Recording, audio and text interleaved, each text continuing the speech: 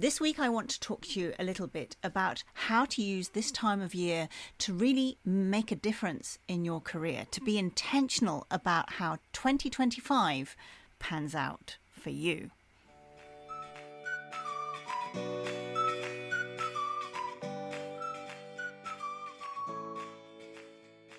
Welcome to the Experts Speak English podcast. Together we'll discover how to talk yourself into an international career without the bullshit. Every business conversation that you have takes you closer to or further away from your goal. So this show is about getting both informal and formal conversations right, whether that's a confidential personal chat with a key player on your team or on the stage in front of hundreds of industry experts. What you say and how you say it counts. And if leadership is your goal, then being able to influence people will accelerate the process. At the end of each episode, I give you an opportunity to try out what you have just learned on the show. Perhaps you'll be brave enough to rise to Coco's Communication Challenge. You'll get to try out one of the tools, techniques, or tips at work, because listening about leadership and leading are not the same thing, honey. I'm Corinne Wilhelm. I'm a corporate communication coach with almost 25 years of experience of helping leaders to secure the career that someone with their knowledge and experience deserves through intentional communication, intercultural awareness, and the confidence to really show up as the English-speaking expert. So, let's get cracking, shall we? I know that this is a busy time of year and we're dashing around like crazy things trying to get things done for Christmas. We have presents to buy, people to visit. It's all go, isn't it? Even clearing up in your career at the end of the year can feel a little bit intimidating. But at the end of the year, it's also a good idea to have a think about where you are going in your career. If it's a good fit for you, if you feel comfortable, if you feel that you're growing professionally. And if not, what are you going to do about it? So the importance of using this year-end break for career reflection and planning is really a matter of getting inside your head, thinking about where you want to go, and paving the way for that to happen. Because so many of us just coast through careers and wonder why they never really achieved anything. And I don't want that to happen to you. We have to acknowledge that there are some unique challenges that women face, for example, with balancing family and career. Even if you're a very keen, hands-on family father, it's tempting, isn't it, to put our family's requirements first, and that's very commendable. But sometimes we hide behind that and neglect our own needs. And what I find is that women come to me at the age of 45, 50, their kids are getting older, and they realise that they've completely neglected their own career, and they're wondering if they can jump aboard again. Well, of course, you can jump aboard again, but if you're going to do that, you have to do it with intention. The reality is there is a gender gap. In terms of the pay gap, women in Europe earn on average 13% less than men. We don't study 13% less. We don't work 13% less. We don't know 13% less. But the pay gap is there. In terms of career progression, only 22% of tech roles in European companies are occupied by women. And in terms of leadership positions, well, women hold just over 1/3 of managerial positions in the EU. And in terms of the pension gap, well, the gender gap in pensions stands at 29% across the EU. And of course, you're stabbing yourself in the foot if you're working part-time financially. I want to talk to you today about the implications of these gaps and why we need to address them. We're not doing this just for ourselves. We're doing this for future generations. We're doing this for our daughters, our nieces, our nephews. We're doing this to set the bar a little bit higher, to make sure that women are seen on a par. Because when it comes to setting clear career goals, it's important to define specific, achievable goals. I've just been doing a challenge with Sonia Chulyak, and it became very clear that many of us set ourselves goals, but they're not always really smart goals. I'm talking about, specific, measurable, achievable, realistic, and of course, timely. Most of us set goals that don't have all 5 of those elements in them. Maybe that lets us off the hook. But how do you know if you're getting to your goal if you haven't set a clear one in the first place? Well-defined career goals are really watertight. This is Coco's communication challenge for the quiet time between Christmas and New Year, maybe. Or before that, if you've got a nice long journey. I want you to write down some smart career goals. Something really solid that you know 100% if you've got to that or not. And in terms of breaking those long-term objectives into manageable steps, it's important to get out your diary and plan in everything that's important for next year. I'm talking about, holidays, public holidays, kids' birthdays, all of that stuff goes in first, right? Then I want you to put in some of your goals and I want you to work backwards, breaking them down into manageable chunks, then break them down some more into bite-sized chunks. It will be a long list, but it will be a list of really doable things that you can do easily without getting into that overwhelm that tends to hold all of us back, right? So instead of saying design a new website, break it down. Okay, the About Me page. Okay, break that down. I'm going to have the section about what I'm doing now. Then I'm going to have a section about what I did before. Then I'm going to have a section about how they relate and how they help each other. Then I need a photo. Then I need to check that the text is CEO compatible. You see what I mean? Just break it down into such a small degree that it doesn't feel overwhelming. And you have 365 days to do this, so it doesn't matter that you've got a big list of things to do. Break it down into really manageable steps. Now, in your schedule, you need to have some focus time every week.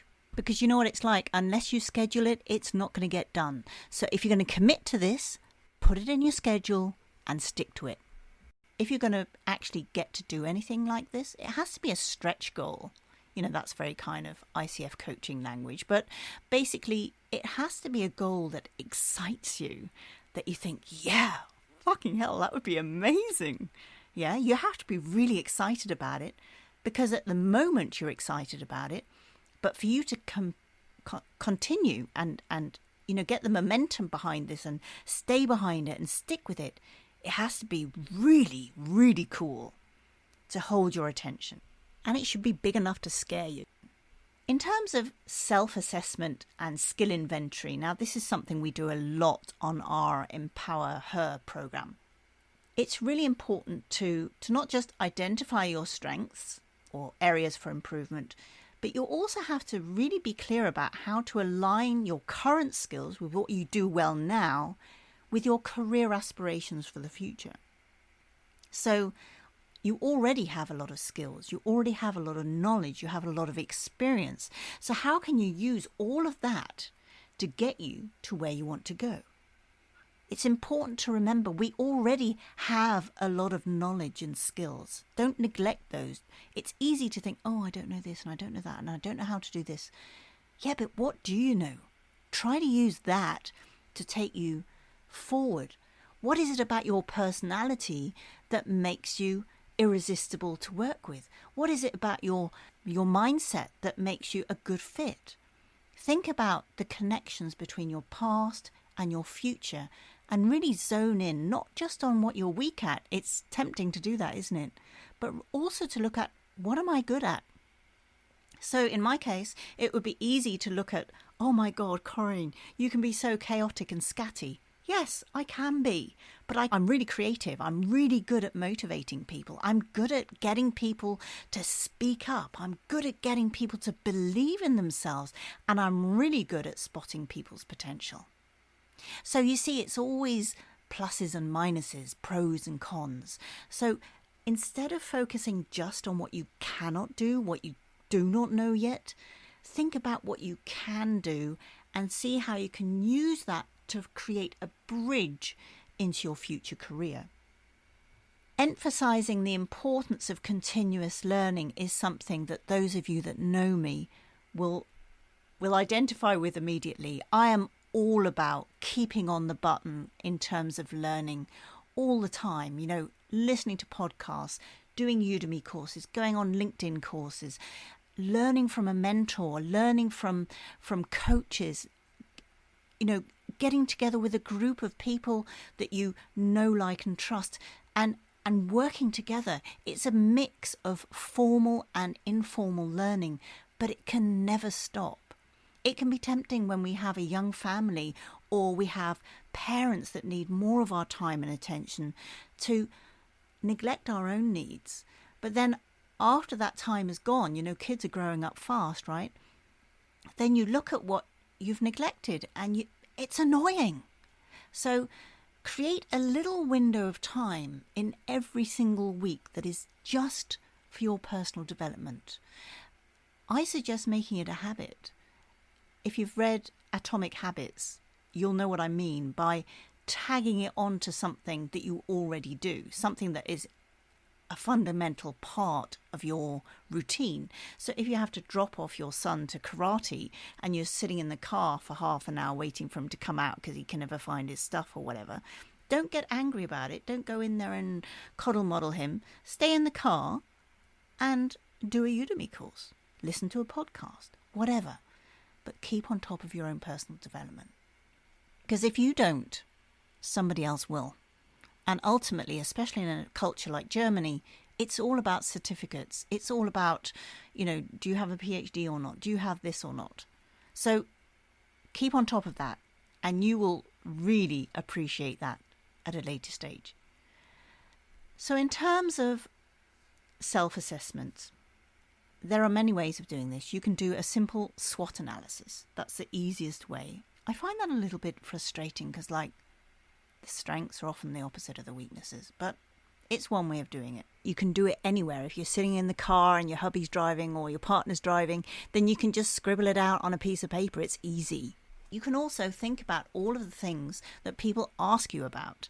And I've had this on a previous episode, challenge you to write down 50 things that you are good at, that people ask you about. You can also use a different matrix dependent on what you look for in potential leaders. Break it down and look at which skills and competencies you have and identify any gaps. It's no problem to have a gap unless you're not prepared to fill the gap. So don't rest on your laurels. Put yourself first. We spend so much time, particularly us as women, running around after everyone else. But I implore you to put yourself first. Doesn't have to be all the time, but just at least for an hour a week, focus on yourself. So current skills and your career aspirations. If you are interested in changing jobs and you tend to find yourself looking at job adverts but never actually doing those applications, then there's something in those job descriptions that you feel inadequate about. Write them down. Make a list. And try and attack those things. Attack is quite a strong word, but you know what I mean. Approach the things that you are lacking and focus on them. You can do formal or informal training to learn those skills. Maybe it's something that you need to gain experience in rather than actual learning. So speak up. Say that you want to have more experience in this and this and this project. Can you join this project? Can you get involved in this? Be outgoing. What's the worst they can do? They could say no. If they say no too often, you know what you have to do then. You need to find the opportunities to do that. If, for example, you're looking for leadership opportunities and you're not getting them at work, there's an easy fix for that. You join Toastmasters or Rotary or something like that, and you get leadership responsibility that way. And then you can say, I've organised an event for 200 people, or I've managed a team of 6, or whatever it is that your gap is. So don't just take it on face value. Get creative about how you can fill those gaps. And remember how I said I'm creative? Well, if you are not looking in the right direction or you're not finding something, then let me know and I'll brainstorm with you. In terms of work-life balance, I think it's very important to turn your attention to this. Yesterday I had a lesson with some extremely talented software developers, and you could tell that they were exhausted. I could tell it in their face. I could tell it in their tone of voice. I could tell by the fact that they were distracted. They weren't taking off hardly any time over Christmas and New Year because they had to roll something out. And so, this is like a recipe for disaster in terms of burnout. And yet, that just seemed to be something they were happy to accept. I'm not sure you should accept that. What does your family have from that if you burn out? If you have no joy at work, then what kind of father can you be if you're so exhausted and so stressed that you cannot appreciate their company over Christmas and New Year? So we really need to think about work-life balance. There are some practical tips for managing these family responsibilities alongside your career growth. There's normally more than one parent on the scene. And if there isn't more than one parent on the scene, then you need to make sure that you have some kind of babysitter or cleaner or something else like that. Maybe somebody who, picks up your kids every now and again from school. Find some kind of release, because if you're doing everything, you are putting yourself under way too much pressure. And the importance of self-care should be evident, in terms of avoiding burnout. But how many of us actually take the time? I wanted to go swimming this morning, but I didn't. And now I'm feeling like I won't get that back now. Like that, I won't go swimming this afternoon. I should have prioritized it. I should have got up and gone swimming, fatty. Like, that's it. I'm done, So sometimes we have to be strict with ourselves. Because if I do sport, I'm more resilient. If I do sport, I concentrate more. If I do sport, I can come up with much more creative solutions. And I'm sure that I'm not in a vacuum here. Successful life balance strategies require a little bit of discipline.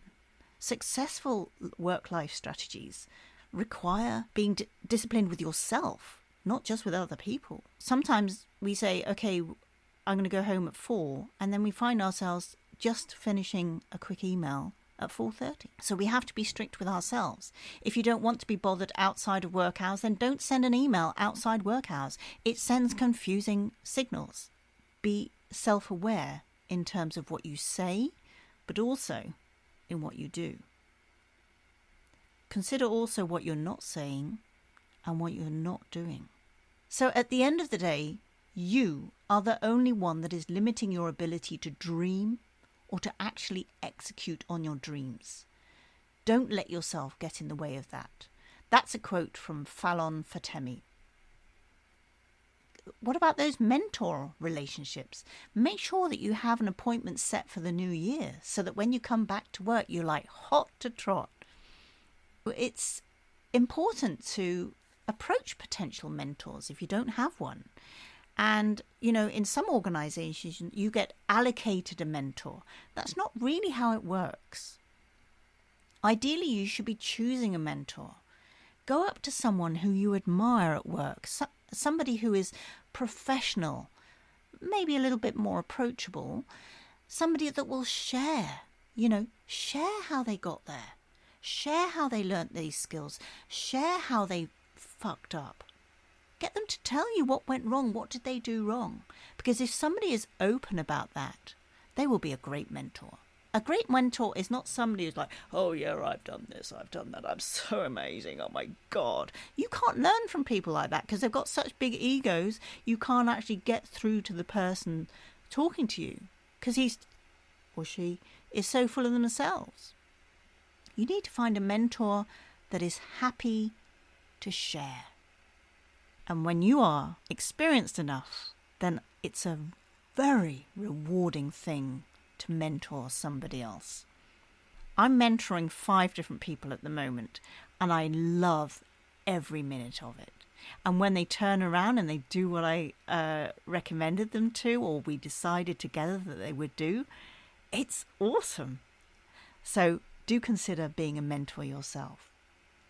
In terms of professional development planning, there's all kinds of training and educational opportunities out there, and you might have a training budget, or you might get recommended to go on training based on your appraisal or performance review. But do set yourself a timeline for, developing these skills in the year to come. Put them in your schedule, like I mentioned earlier. Make sure that you're in the know about your industry and your company. Be up to date with what's going on. Know what your competitors are doing. Know where jobs are going. Keep an eye on what's happening and make sure that you are in the know. Because somebody who is well read, and that could be, of course, information through other forms like YouTube or podcasts or something like that, but somebody who is well informed always makes a more professional impression.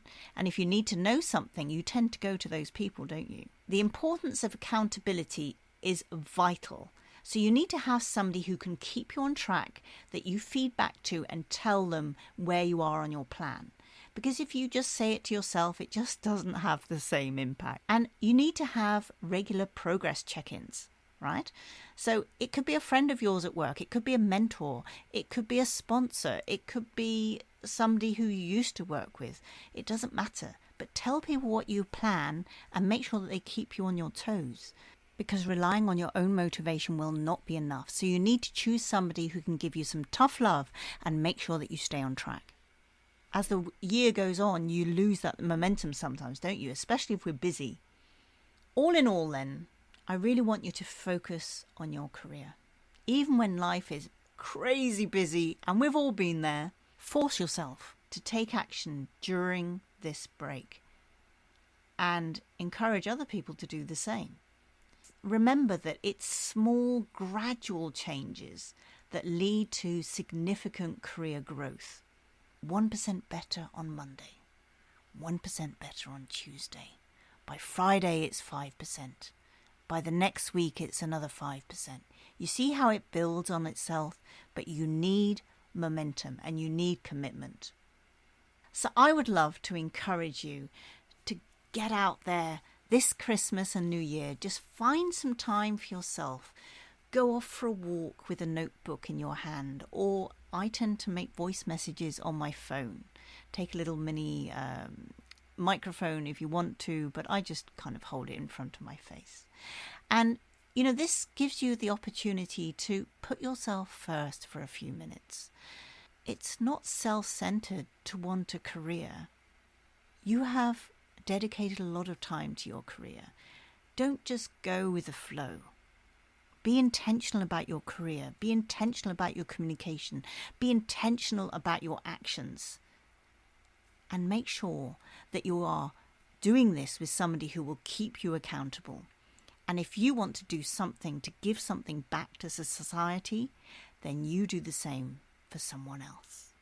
Have a wonderful Christmas and New Year, and I will see you in 2025.